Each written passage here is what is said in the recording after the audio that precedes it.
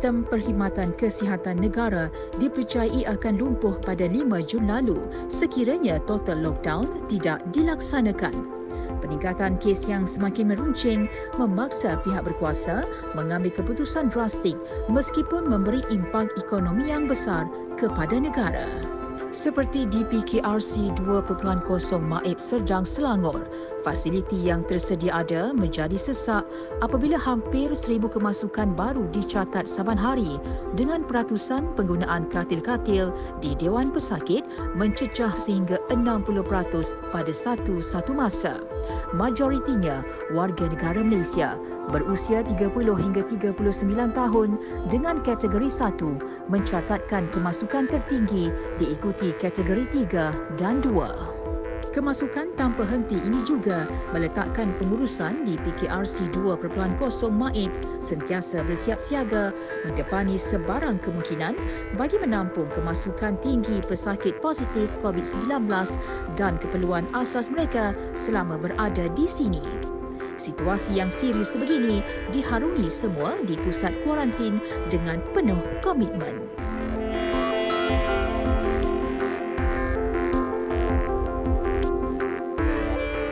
Maib ni sebenarnya mula-mula digazetkan sebagai untuk warga negara lelaki dan warga negara perempuan. Tetapi semasa pembukaan, kebetulan masa tu pesakit yang akan dipindahkan ke Hall D1 melebihi daripada kapasiti. So kita terpaksa jadikan Hall D1 ni sebagai hall untuk perempuan warga negara sahaja masa tu. Di Hall D1 kita ada menjadikan klinik.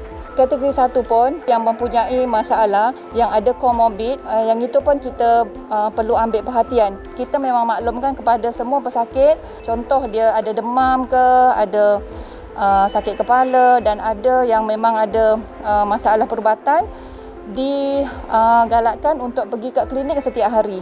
Dalam sebulan terakhir ni, dengan keadaan kes yang semakin ramai, pesakit yang datang ke Hall D1 ni pun kesihatan dia nampak macam drastik daripada kemasukan kategori 1.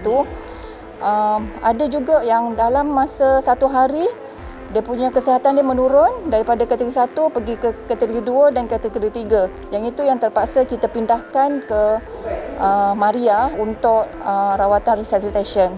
First masuk memang biasanya kita akan buat observation. So daripada situ kita dah nampak dah apa dia punya gambaran pesakit tersebut. Kita akan nilaikanlah pesakit ni dalam kategori berapa.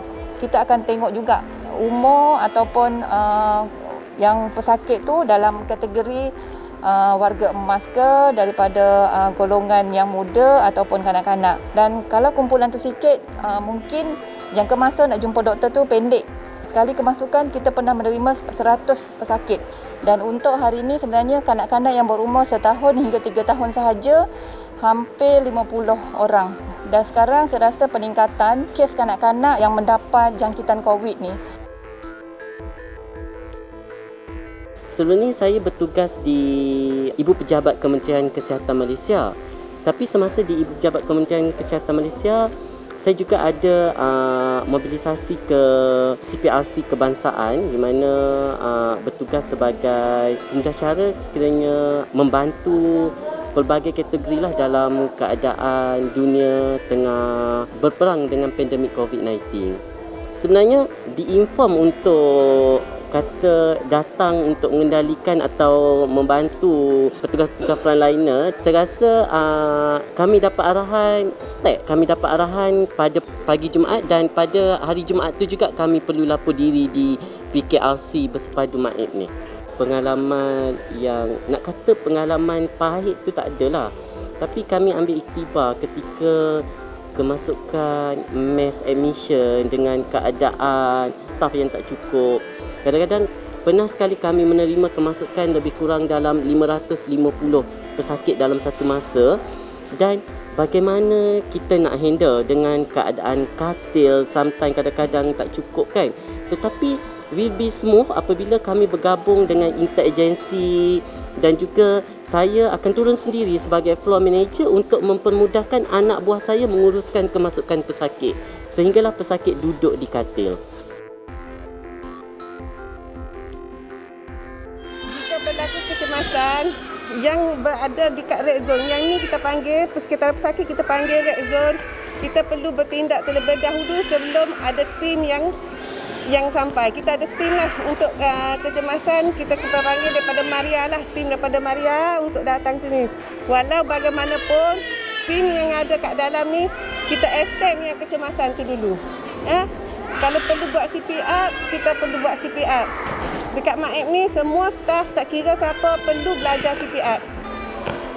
Prosedur kami banyak. Kami bukan masuk saja-saja dalam ni. Kami tengok ada pesakit kita, ada pelbagai kategori lah. Kalau kategori 2, kita ambil dia punya vital sign. Tanda vital kita kena tengok dia macam mana. Kalau pesakit mengadu, apa tindakan kita tu, semua tu perlu. Kalau yang nampak kena, kita perlu inform doktor. Yang tu kita kena attend first. Sebab kita tak nak apa-apa berlaku dalam ni. Sebolehnya kita cuba menyelamatkan nyawa anda. Daftar di bahagian masa kita start masuk tu. Dan dia ambil masa jugalah proses untuk mendaftar tu. Sampai sini, dan baru kita start proses untuk pakai gelang semua, everything. And then akan jumpa doktor lah, monitor semua everything. And then barulah dapat katil kat sini. So Alhamdulillah lah setakat ni, dari segi fasilitinya cukup. Makan minum pun Alhamdulillah. Mula-mula awal-awal tu mungkin kita agak penat sebab kita baru sampai semua kan. Tapi by the time 2-3 hari tu kita dah boleh start, boleh terimalah keadaan semasa ni. And then kita pun boleh start ada kawan-kawan baru semua kat sini kan. Dan husband saya pun dah dimasukkan ke hospital sedang sebenarnya. Dia pun dalam stage 4 actually. So Alhamdulillah dia dapat keluar hari semalam. Dan anak-anak kuarantin di rumah ibu saudaranya. Cuma saya lah masih di sini. Tak sangka rasanya kita ni Alhamdulillah sihat. And then condition saya pun sihat. Kita tak ada demam, tak ada batuk, tak ada apa kan. And then bila sampai sini lah baru dia rasa tak sihat sikit tu datang. Bila maybe sebab keadaan kat sini tempat yang cuaca dia tu agak sejuk. Jadi masa tu lah baru rasa start macam nak demam. Nasihat saya sekarang ni kita sebagai rakyat Malaysia memang kena berhati-hati. Sebelum ni kita mungkin tak percaya sebab kita tak pernah mengalaminya. Jadi bila benda tu terjadi pada keluarga kita sendiri, di mana suami saya sendiri malam tu dia juga sakit dada yang saya pun tak tahu nak buat macam mana situasinya, sama ada kita nak pergi ke hospital ke mana.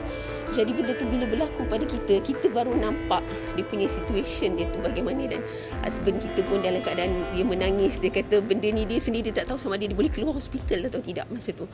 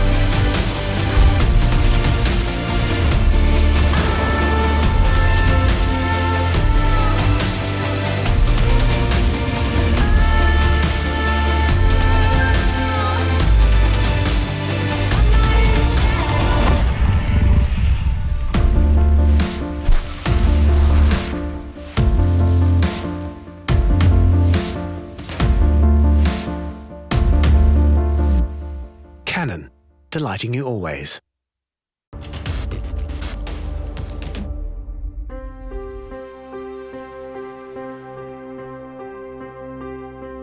Kita jalankan untuk disinfection pada kenderaan dan juga pekerja yang mengambil pesakit COVID-19. Dia akan buat decontamination, maksudnya dia akan pergi ke stage yang kita panggil ada MODIC ataupun Mobile Disinfection Chamber. Dia akan pergi sendiri, dia akan disinfection diri dia sendiri. Kemudian dia akan pergi ke donning untuk pembersihan dirilah. Kemudian dalam masa yang sama, kita akan buat decon untuk kenderaan ataupun mobile. Okey, mobile ni dia melibatkan pasukan khidmat seramai 3 orang. Pertamanya penyelia, dia akan mengambil statistik data. 2 orang staf dia akan buat disinfection dalam 120 kenderaan satu hari. Kenderaan yang kita perlu decon adalah kenderaan seperti ambulans untuk mengambil pesakit yang dah positif COVID-19.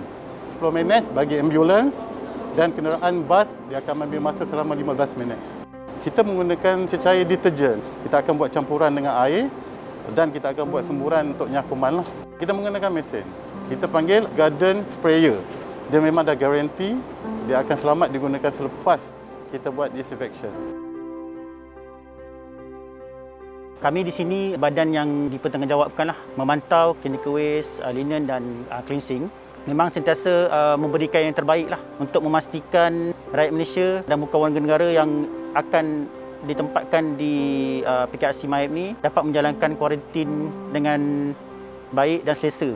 Saranan saya agar kita semua dapat menjalankan tanggungjawab masing-masing. COVID ni memang benar dan kita pun dah tahu angka kematian pun semakin meningkat sekarang. Kita masih belum menang. Tuan-tuan di luar sana juga perlu menjaga diri. Sebenarnya kita semua adalah frontliner.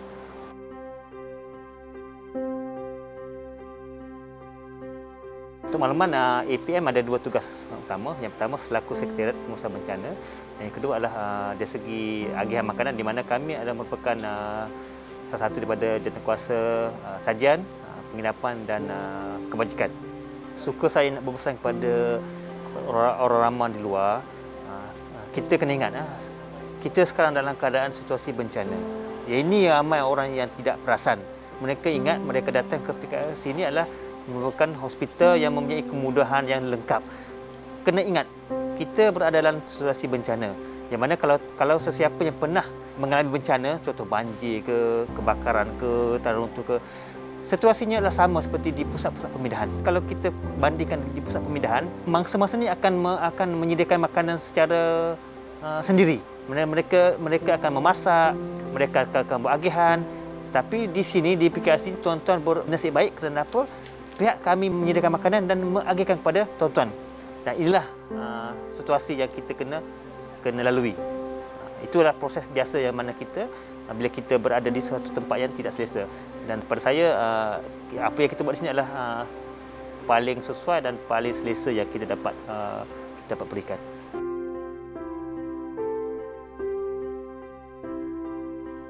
Saya sangat berharap jangkitan ini satu hari nanti boleh dikurangkan ke tahap yang paling minimum dan kita boleh mengawal kes ini sehingga kita boleh menjadi kehidupan yang sedia ada sebelum jangkitan ini berlaku. Percayalah, sebenarnya kita masih lagi belum menang. Kita masih lagi dikelilingi oleh pandemik COVID-19 ni. Dan angka yang diberikan itu adalah angka yang betul. Dan pihak KKM, pihak kerajaan tidak pernah menyembunyikan angka sebenarnya. Kita sebagai masyarakat, kita perlu patuh SOP. Kita yang kena jaga kita, bukan kami sebagai petugas kesihatan. Diri sendiri yang perlu jaga. Perlu jaga kita dari segi penjarakan, perlu pakai mask dan elakkan berada di tempat orang yang terlalu ramai.